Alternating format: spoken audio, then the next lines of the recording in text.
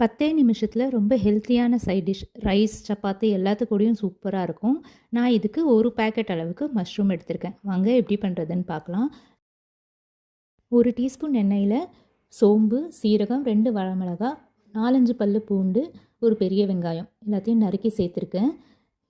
கொஞ்சமாக வதங்கினதுக்கப்புறம் மஞ்சத்தூள், தனியாத்தூள், குழம்பு மிளகாய்த்தூள் இதை சேர்த்திங்கன்னா ரொம்ப டேஸ்ட்டாக இருக்கும். நான் எல்லாமே அரை டீஸ்பூன் தான் சேர்த்துருக்கேன். காரம் கம்மியாக உங்கள் கார லெவலுக்கு ஏற்ற மாதிரி நீங்கள் அட்ஜஸ்ட் பண்ணிக்கோங்க.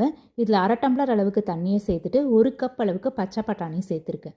3/4 பாகம் வெந்த உடனேயே நம்ம க்ளீன் பண்ணி கட் பண்ணி வச்சுருக்க மஷ்ரூமை இதை சேர்த்துடலாம். இதுலேருந்தே தண்ணி விடும். ஸோ இதுக்கப்புறம் நம்ம தண்ணி விட தேவையில்லை.